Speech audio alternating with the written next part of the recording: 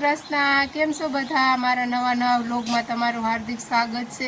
જો આજે અમારી એક આગળ વાડી છે, ત્યાં સીતાફળીનો બગીચો છે, ત્યાં કામ ચાલુ છે, એટલા માટે મારે ટિફિન લઈને વાડીએ જવાનું છે। એટલા જો હું ટિફિન લઈને વાડીએ નીકળું। જો ટિફિન ભરીને તૈયાર થઈ ગયું ને હવે હું મારી ગાડી લઈને વાડીએ નીકળું।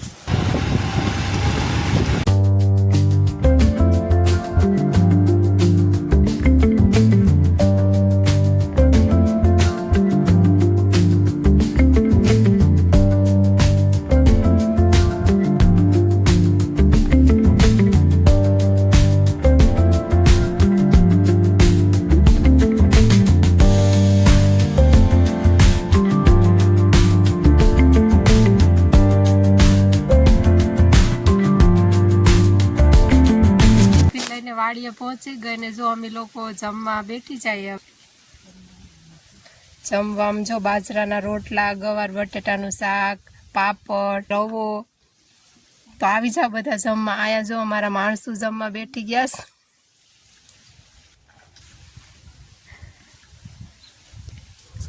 તો અમે લોકો હવે જમી લઈએ, પછી આગળ હું તમને મારો સીતાફળીનો બગીચો બતાવું। દાડિયા બધા જમીને આરામ કરે। હવે 2 વાગે પછી કામે પાછા લાગી જાય। તમને લોકોને કેનાલ બતાવું જે અમારી વાડીના એક ખેતર વટીને છે।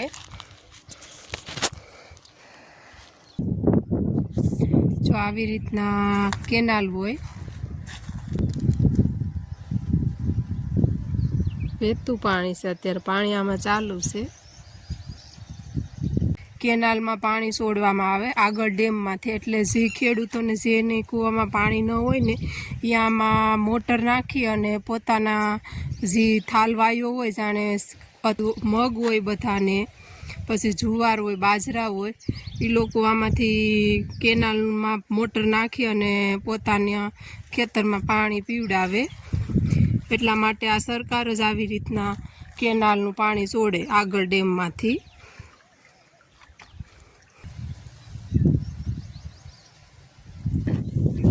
હું તમને લોકોને મારો સીતાફળીનો બગીચો બતાવું। જો આ અમારો સીતાફળીનો બગીચો છે। આ 7.5 વીઘાનો છે।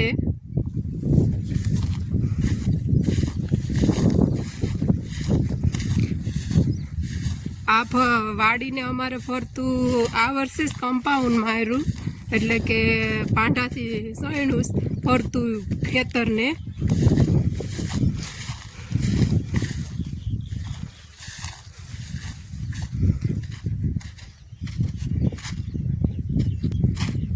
ફરતી વંડી કરેલી છે। એમાં અમે લોકોએ છે તે અહીંયા ચણતા ગયા હતા ને, એમાં વસમાં આવી રીતના થોડો ગેપ રાખ્યો તો એમાં સિમેન્ટમાં નાખીને પોલને ઊભા કરે। જો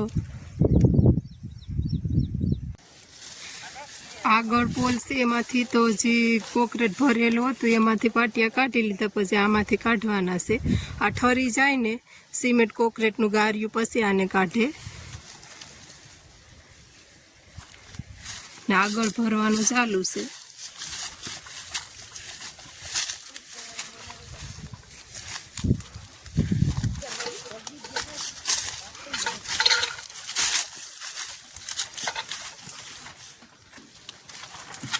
જો આવી રીતના પાટિયા છે, એ પેલા ગેપ છે એમાં કેવી રીતના પાટિયા મારી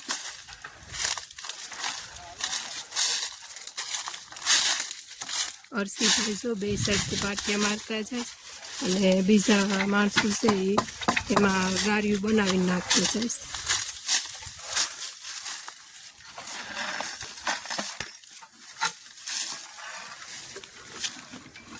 સો આવી રીતના 2 સાઈડથી, ઓલી સાઈડથી પણ પાછળથી પણ પાટિયામાં ખીલી મારીને સપોર્ટ આપી દે, એટલે પાટિયું દિવાલને ચોટી જાય। પછી વચમાં ગેપ હોય એમાં કોકરેટ નાખી દે, સિમેન્ટ રેતીનું ગારિયું।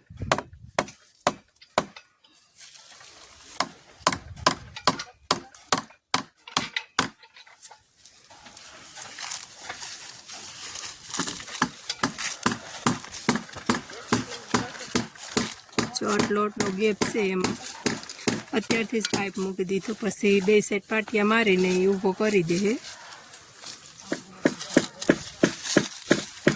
જો આ લોકો આગળ પોલ ઊભા કરી દે એટલે એ લોકોને ડાયરેક્ટ મૂકવાનો જ રહે.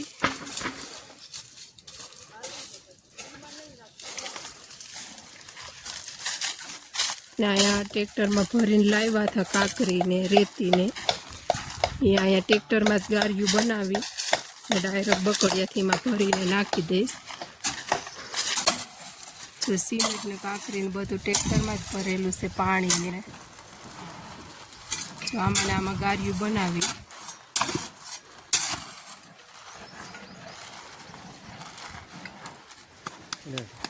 સાઈડમાંથી ખેંચી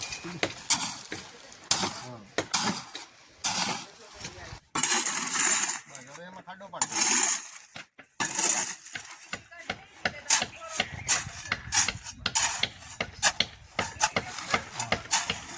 થોડું ગારિયું બનાવે જોઈએ એમ.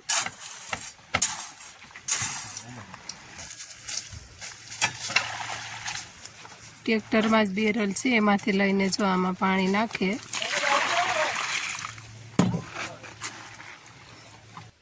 જો આ ભરાઈને કમ્પ્લીટ થઈ ગયું.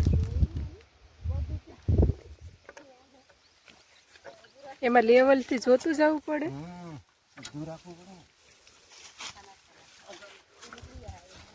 આગળ છે એ પાટિયા મારતા જશ ને આ બાલુન ને અડધા દાડિયા છે કે આવી રીતના ખાસીમાં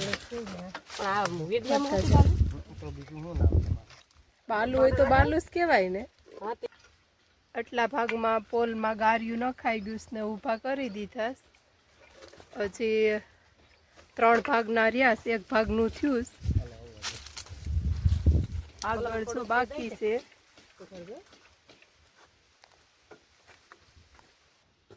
આવી રીતના પોલ ઊભા કરીને ઝટકા મશીન ફિટ કરવાનું કારણ એ હતું કે અમારી વાડી છે એ રોડ ઉપર આવેલી છે, આમ રસ્તા ઉપર આવેલી છે, એટલે જે આવતા જતા લોકો હોય એ વંડી ઠેકી ને અમારા સીતાફળ તોડવા આવે, એટલા માટે આવી રીતના અમે લોકોએ પોલ ઊભા કરીને ઝટકા મશીનનો વાયર ફિટ કરવાના છે.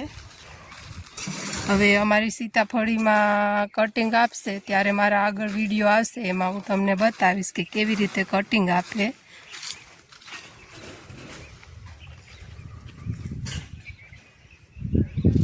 હવે અમારે ફેન્સિંગનું કામ છે એ હવે રહ્યું. આજનો મારો વ્લોગ હું અહીં સમાપ્ત કરું.